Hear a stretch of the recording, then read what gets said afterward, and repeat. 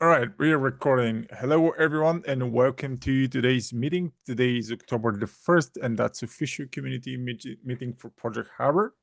My name is Orlan, and I'm your community manager. Um, that's official CNCF meeting, so we follow the code of conduct, and that also a recorded meeting. So if you don't like being recorded, you're free to leave and then watch the recording afterwards. And also, if you don't like being on camera, it's fine if you turn it off. With that said, I'm going to send the link to our community meetings today for today again. Please add yourself, add your topics, and let's get going.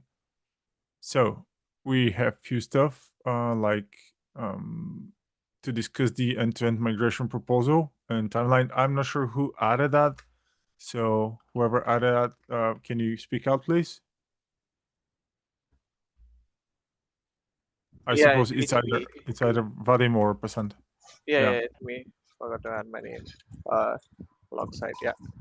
Um, so yeah, just want to in the previous meetings, we have been we and the other maintainers have been discussing on the um, end-to-end migration part, and we settled on like creating a proposal for it, and then move the robot framework because it's like a legacy, and nobody wants to work on it, and it's like really have a very steep learning curve, and like and also like maintaining it is a uh, kind of a headache to like go and change every XPath and things like that.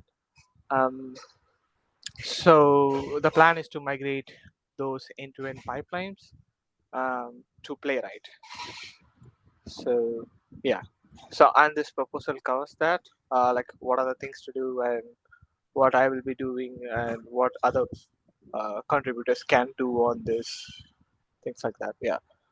So the main objective of this is one to migrate end-to-end pipeline. The other uh, objective is to like have make this as a good first issue so people can contribute. Since Playwright is mostly uh, like these tests can be like you can write with the help of AI, and then also like you can interactively write test, which is like you don't need to write a code, but you need to like do the user flow yourself. Like there will be a browser window, blah blah blah, and if you what are the actions you do on the browser, Playwright will capture that and make it as a test.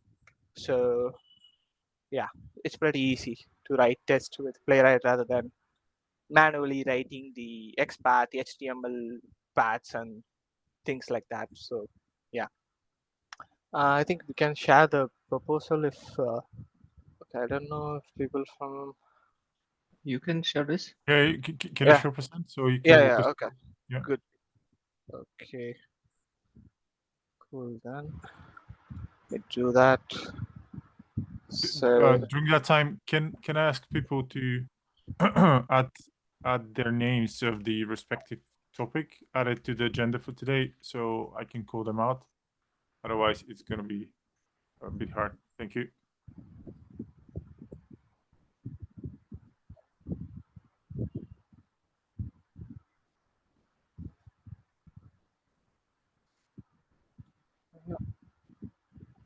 okay,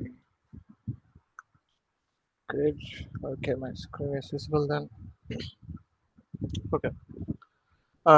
So it's like migrate end-to-end test from robot with use of Selenium and some other hidden tools inside to run the end-to-end pipeline. Planning to migrate this to Playwright, and the timeline would be 3 months. Like planning it for 2.15 for the phase one completion. Phase one being migrating all the tests to the Playwright, and the next phase would be like removing the robot test itself when we had the one-to-one relation. So to start with, like all these improvements, what we need is given here. So the main issues are like these rely on XPath, which is like when I do the Angular update, uh, which is we need to do. There is a other issue which Angular is currently sitting on like 4 to 5 versions behind the latest version, and which needs to be updated too. So when we when I do that, it just breaks all the robot test cases written because all the XPaths are different now, and they have done a lot of changes to Angular. So for that, this will change, and then difficulty edit, developer experience is bad and things like that. So uh, this is much better because you have interactive debugging. For example, like if a test fails, you will get a video feed, kind of like not in the video feed as a video, but video feed as a config. So which you can like run it on your local and then see where the test has gone wrong or what UI element is not behaving right. So this is one thing, and Playwright being an open source project that is like I think uh, pretty much used most of the places where like uh, yeah, it's a production level thing. Okay. uh, Goals are this: moving things and then coverage, things like that. And for folks who are like we are actually using robot test, and we don't want Playwright to delete robot test, the plan is to not delete any robot test or remove any test cases until Playwright is completely like one to one to the robot test cases we have. So Yeah, but unplan, yeah. I would not add this into non-goals then. Right? So maybe I would use it into goals, replace all robot accounts once we have replaced them with Playwright, because this means that, like, if I read this correctly, this means that we have at the end we will have robot framework and Playwright simultaneously, and this is not the goal that we want to have, I guess. Okay. So I made to rephrase this as like for the phase one, we are not going to delete until. Okay, let me rephrase that. So this one, good. Thank you for that. And so yeah, no immediate deletion, and we are not going to create a single PR with all the changes. So it should be like a multiple incremental PRs which have very small changes, starting from setting up a GitHub action for Playwright to run test, and also starting from the UI nightly test cases and incremental changes. People can also like, uh, I will break this down into like multiple different issues, uh, so people can take this up and contribute. So yeah, that is one thing. And the phase two is like remove the robot test cases entirely, at least the cases that are already migrated to Playwright. Yeah. So requirements is this is one of the things we need to make this possible and easily changeable is to have some servers sitting on our infra, and also a webhook server is essential to make this possible, because spinning up a webhook server inside a GitHub action, like it's good, but it would take quite a bit of time, depending on the server and things like that. So yeah, uh, if we can do this, it would be better to reduce time, and I believe this is essential because there is also a Dragonfly test on the preheat test, which needs a deployment, and those deployments take around like 10 to 15 minutes on its own, and also Harbor and all these things would take like 1 hour to run the pipeline, which is not an ideal situation on a PR. So it's better to set up these environments in AWS. The idea is to like do it on need. Um, so when we are writing tests, if I get like it's better to run it as a service on AWS, then uh, I think uh, Orlin have access. So I would reach out to you, Orlin, so you can like give me the access so we can set this up and also Mhm. put this code in our GitHub repo so people can also change that or things like that. So that is one thing. So these are the items that would go in order. So yeah, and this will be the outcome. That's it.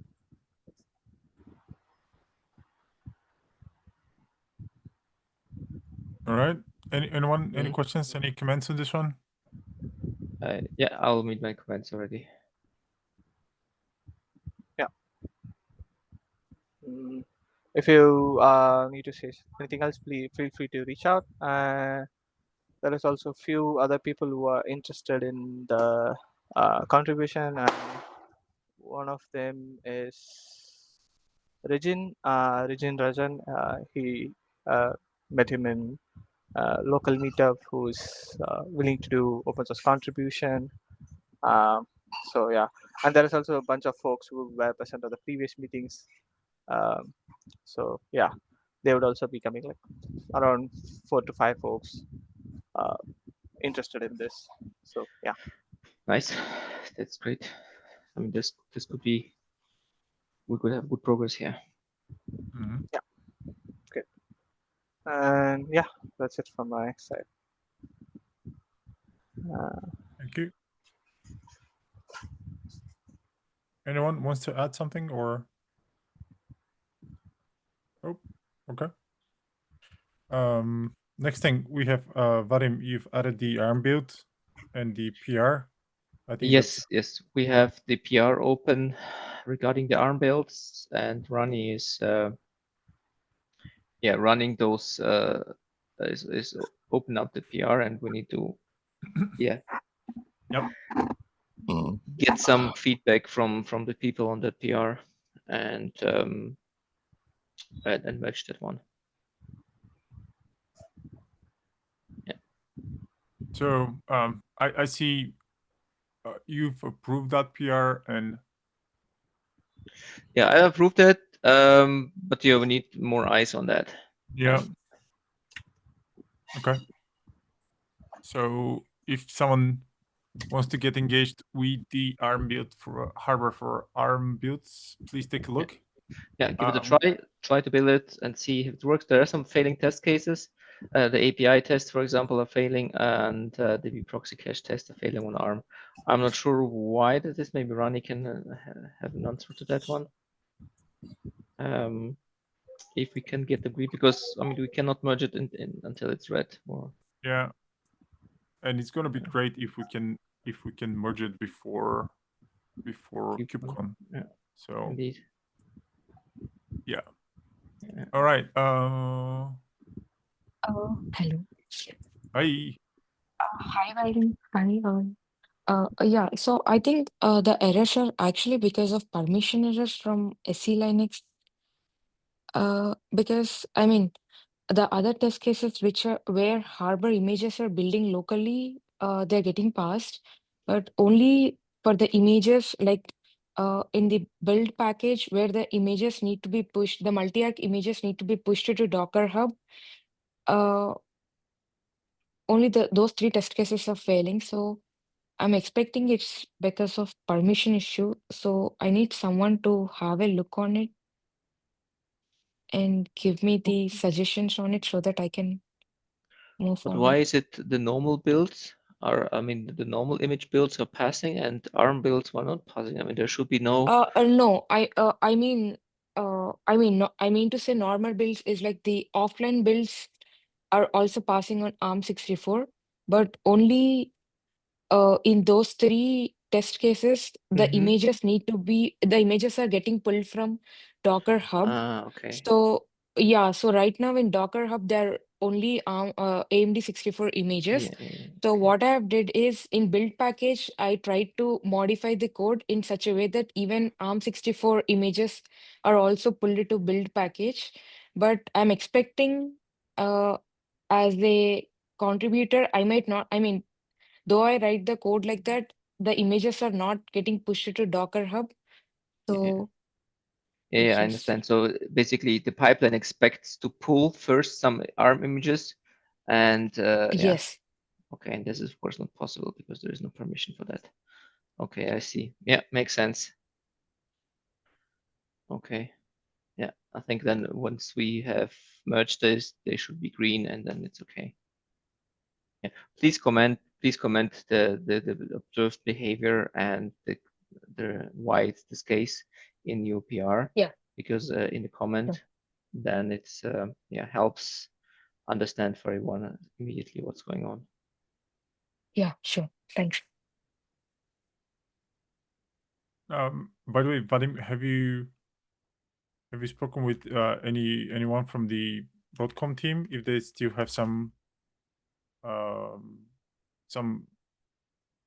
issues with that, or do we need to address something deeper, like in the pipeline and everything? No, I think it will be okay if we merge this one, and yeah, we need just to make sure that it works before we merge it, and that's also stable, right? So that we don't have to change too much if we merge this in. Like the maintenance overhead still remains the same. Mm-hmm. Yeah. All right. Okay. Anyone else? Anything about that, or we can go to the next topic? Oh, okay. So the next two things, I added them, and they're both, of course, in my field, about KubeCon. I'm looking for the crowd here. If someone wants to join us on the booth duties for the project harbor, we have a booth in the afternoon on the 3 days of KubeCon. So if someone is going to be at KubeCon, please Mhm. get in touch with me so we can, I don't know, get you to the booth, and you can spend some time with us speaking with the others, and yeah, just share the fun at the booth. I promise it's super fun to speak with so many people, and you have the chance to speak with the other projects, and yeah, it sparks great conversations on the booth. So if you feel like being social at KubeCon, that's the right place. So yeah.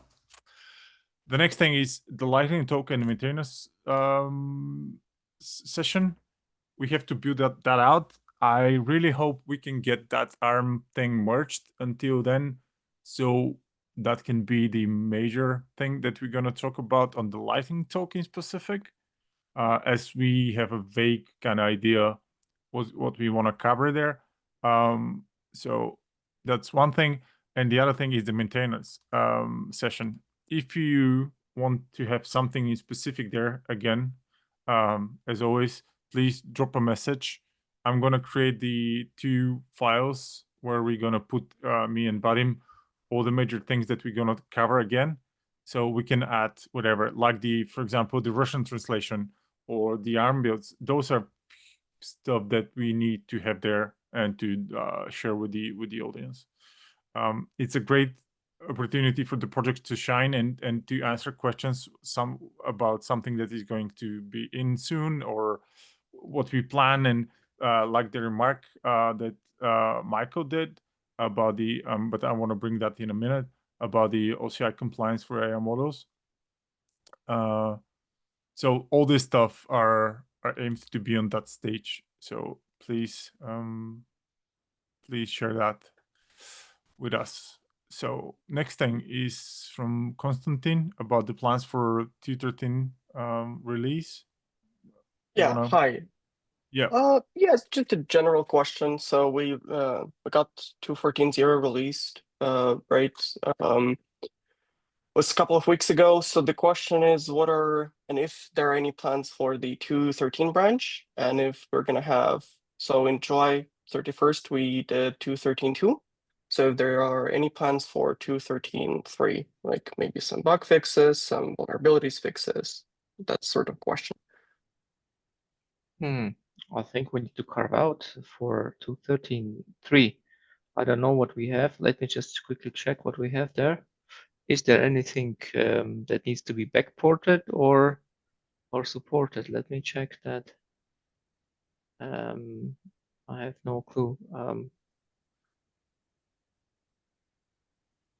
2.13.3 is question is like, is 2.13.3 still in the support cycle? I'm not Yeah, sure if it is. 2.13 branches. Ah, yeah, 2.13, yes, 2.13, yes. The 2.12 is not anymore.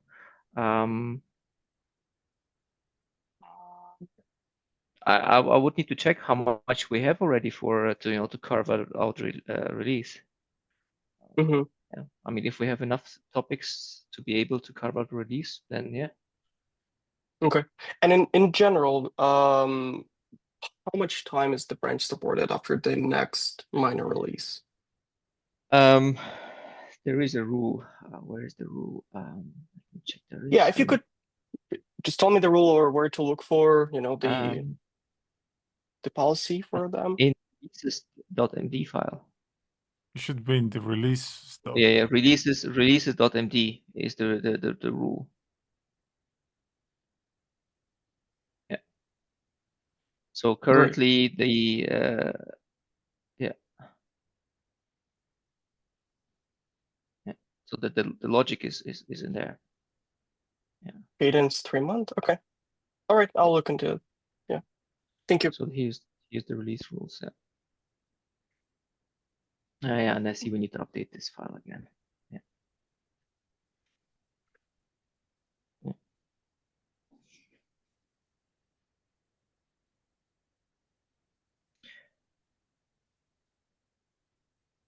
Okay. Konstantin, anything else? By the way, the project is open for any recommendations if we don't do anything right. So if you think that release stuff is not clear enough, feel free to bring that up so we can all work together to make it more human readable. Sure, thank you. No, I got it. So pretty much once the new minor is out, then the old one is 9-month cycle, right? So once 9 months passes from the first release of the minor, then the next one is expected and the support ends. Okay. The up-to-date project board seems like doesn't have the link working. Is the board in the, or I don't have access probably to it? No, give me a sec. You mean the release board, right? Yeah, like it has the link to this one, and it's 404.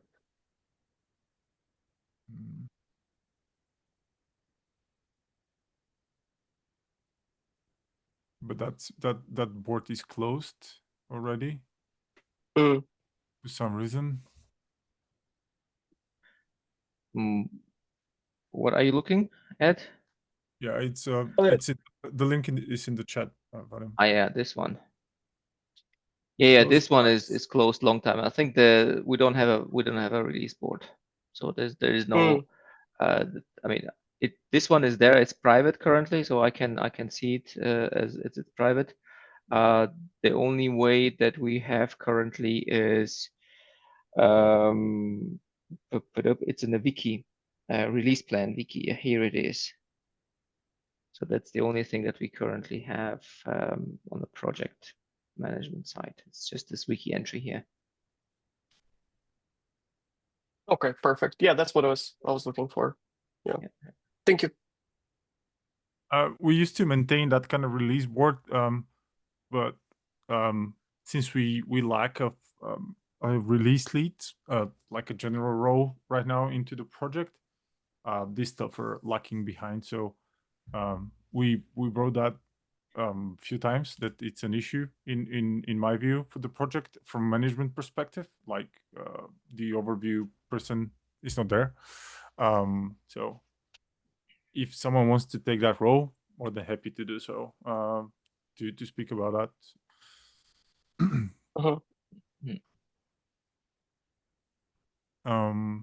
Do we have something else? Yeah. I have one. First of all, I'm sorry for being not present in the last month, but that KCD in Sofia took my life away for the last month. But yeah, I see we released officially 214 2 weeks ago. Did we do any public announcements about that, or?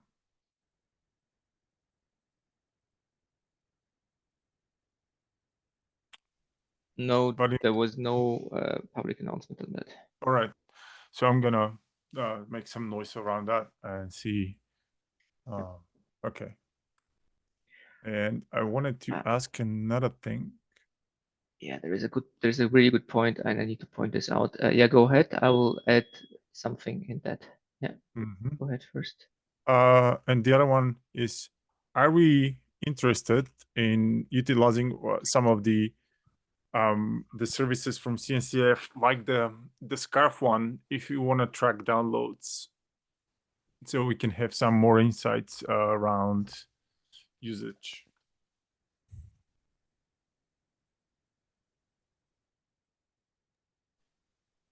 Can you elaborate on that a bit? I didn't understand the first part. Yeah, I'm implementing that thing.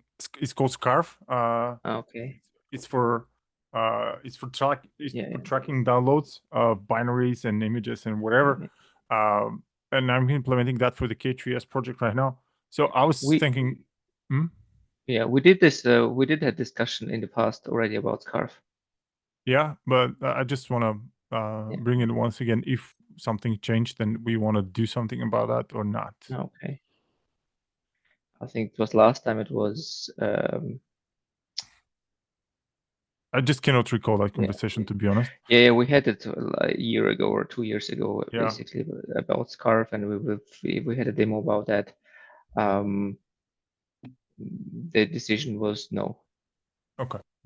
I mean, we can try to bring that up again and see, but the fact that we're using Harbor itself, so we're using Harbor registry, to distribute container images, and this would basically go against using our own product for distributing software. Right, so we would use a third-party software to distribute images. Scarf is something like an intermediate layer of just tracing what you download, and still is gonna be ended up at from our stuff, but then we're gonna have that tracing stuff on top. Just an idea. If we need this kind of metric at all, I'm not sure. For the K3S project, it makes sense because the download rate over there is huge. And we need some more statistics when, how, and who, and so on. For Harbor, maybe not necessary. So anyway, just an idea to think about it. No, nothing special. Okay, I kind of run out of topics, but I forgot to ask. I see a lot of new names in the call, at least new for me. Any one of the new folks or the folks that haven't introduced themselves before are willing to do so? It's perfectly fine not to do so. Only in case you want to say something about you, where you're from, role, and expectations around the project, and so on and so forth. Yep, sure. Hey, this is Arjun. I work for HCL. I've been using Harbor for a while, but it's not an open source Harbor, but mainly from the VMware offering of Harbor. So I got to know about the open source events where Prashant Bhaskar was hosting one of them. I've attended a couple of them recently, and I've got to know about these community meetings. I was really interested to know if there is anything, mainly to understand how things are happening, and if there is any contributions I can make in Harbor and or other open source projects. So I'm really excited. I'm looking forward to joining these calls and taking help from you folks to hopefully contribute something. Yeah. Nice. Welcome to the community. Yeah, thank you. Welcome. Yeah, thanks Prashant for the invite and the Yeah. intro.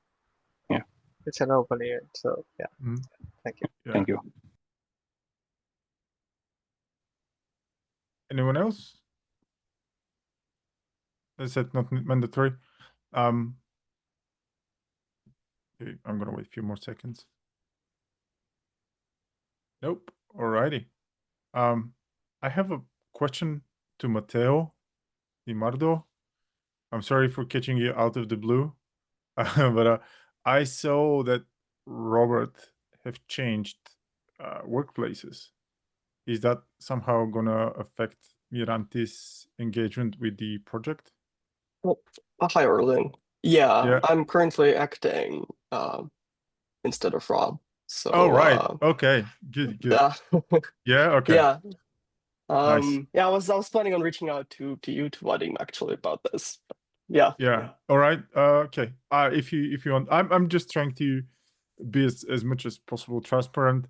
So Mhm. I was like, I was super happy for Rob, and then, damn, maybe I don't know. So that's why I'm so openly asking if that's gonna change or not. But it's great that you stepped in. And yeah, if you need anything, just drop a message, and I'm always happy to help. Whatever. All right. Great. Okay. Yeah. Thank you. Yeah, we're also very happy for Rob. Yeah, I saw your comment actually on the post. Yeah. Yeah. Um, Yeah. All right. Thanks. Yeah. Okay. Thank you. I think we have a few more minutes. If someone wants to turn that call into the shoes of office hours and ask some process questions, technical questions, if someone I needs. have, Oh, I sorry, have, Vadim, I you have, added. Yeah, I you added have something. Sorry. one last note. It's quite quick, but it's more a question. So I see that in the release notes that we have, let me just quickly share this. Where's the release note?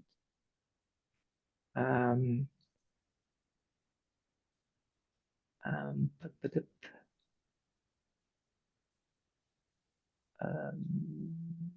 release notes. Yes. So here we have the release notes, and these release notes are generated automatically, right? I was wondering, can we change the ordering a bit? Because, we have the section component updates, and it's basically a mixture of fixes and component updates. But I think we need to make a more distinction because like a lot of those things are just dependency updates, and I think we need to have a section which is called like dependency updates or library updates, and then like I mean, we need to. The actual I think stuff. the actual stuff like fixes, bug fixes, features, Yeah. like features, bug fixes, and component updates. And now it's basically all summarized in the component updates. And I was wondering, how can we modify this, or is I there a can. way how we could improve Yeah. this workflow? Because I know that it's driven by labels, but labels then Yeah. translate to this README here. So the question is like, how can we change the labels or the translation or both, so that we have less labels, less translation? So maybe we can find a way how we can do it. Yeah. If you can recall, I think we did that format 2 years ago. I Yeah, don't know. exactly. But I don't know how it did Yeah, it. I don't know. Anyway, but we can just add a label, and when the bot adds a new PR for component update from the dependent bot or something, we just label it like this, and it will go under a different section. Because right now I think we add just update, yeah, and Yeah, the that dependent goes bot to. yeah. But But we can tune that to be like a release note. I don't know, something, some other stuff. Yeah. More than happy to do so. We just have to figure out what's the best way. Maybe what? Yeah, I Auto think we need update. to change the labels a bit because they're a bit ambiguous in the sense that we have that like fix and feature. It's like release note. We have update and enhancement. So this is a new feature. So this looks, it's kind of ambiguous.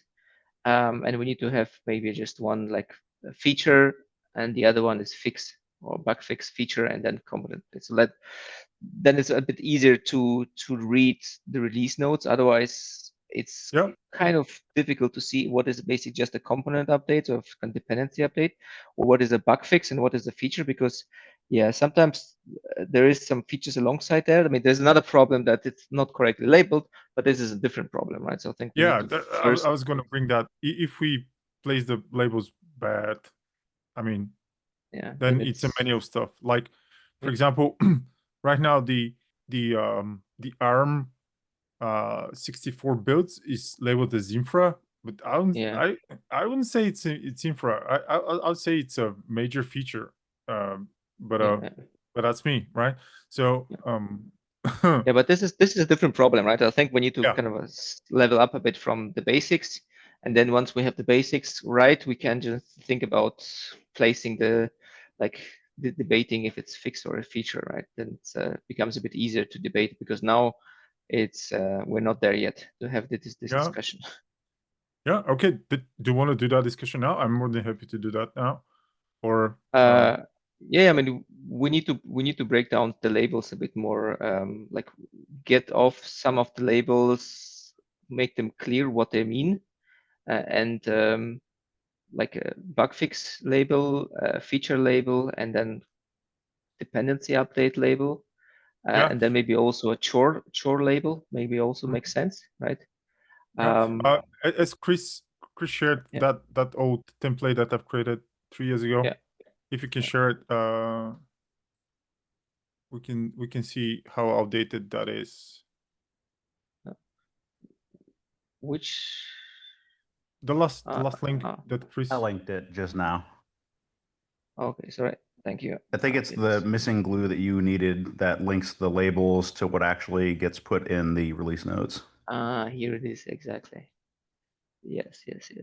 Yeah, that's good. Okay, perfect. Then it's not so complicated, huh? No. That was my point. We did that like 3 years ago, and it was like okay-ish, and now obviously we can tune it. All right, I'll create a PR then with my proposals. Then it's easy now. Let's do that. Yeah. Okay. Yeah, I didn't know that it's this one here, but yeah, I will create a PR and you know make my changes there and see if we can find an agreement here.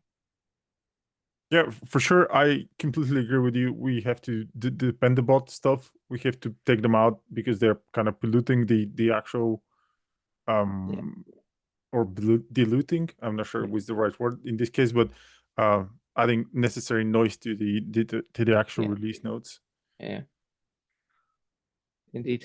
Okay, good. So we can start with that. I have a PR. I know where to place a PR now. That's good. Thank you. So yeah, problem solved. Yep. So if someone has an opinion about that, feel free to check Vadim's PR. You're gonna post it into the dev, right? So I just to the dev channel, so you can share your stuff there. Alrighty. Any? Okay, Prasant, you added some Yeah. Yep.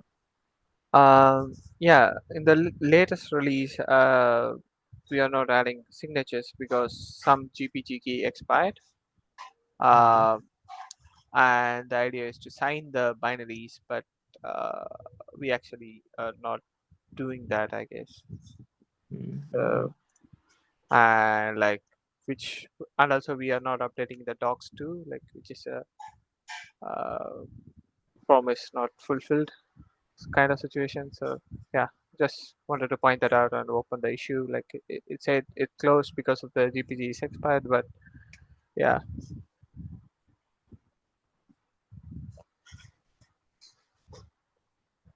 So you say in the artifacts we do not supply the. Yeah. Have we done that before? Yes. In the 2.11 and previously we are doing that. After that, we did lose that signature, and then we should sign the what do you call the images instead, but we are also not doing that, I guess. So yeah. I'm just trying to. Yeah. Okay. So we we should sign the images that are pushed to Docker Hub, the release images part, which is also still in a pending state. I'm just trying to figure out when we stop doing that. This in release 2.12. 2.12. Yeah, it's been like this for true release. Yeah. And it also like changes the score a bit, like your project Oh yeah, OpenSSF score. Yeah, interesting.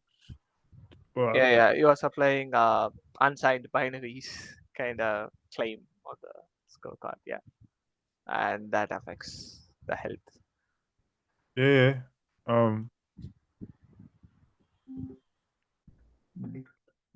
Do we know what's changed? I don't know.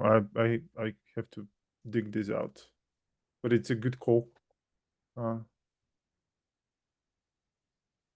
Could be part of the migration that you did, like from the Broadcom infrastructure to the others to the current one. I don't know.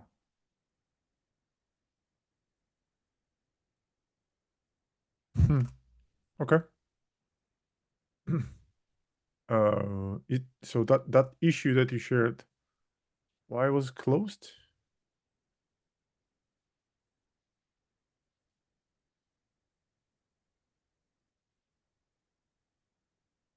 Okay, I think we have to check that again and reopen that issue so we can address this one.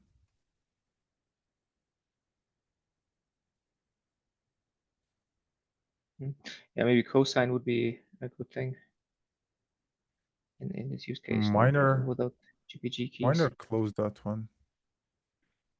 Yeah, it was. It was. The decision was to fix it later, like always. It was temporarily, like a temporary fix. Nothing is more permanent like a temporary fix. Or yeah. And it is said like, yeah, we will fix it later, and we are 2 releases away, and we are not. Maybe still. Yeah. All right. I think we have to reopen those. Yeah. Okay, I'm gonna reopen those.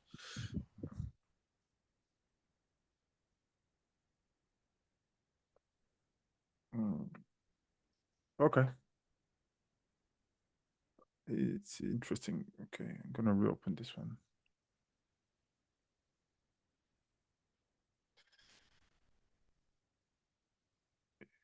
Okay.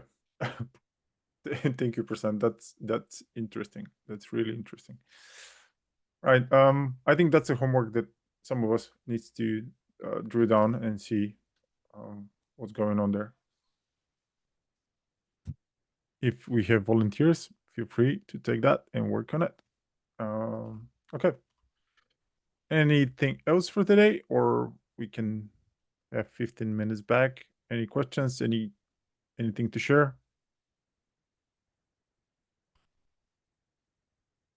Oh, alrighty then. Thank you very much, everyone. I hope to see you in 2 weeks' time, and have a great day.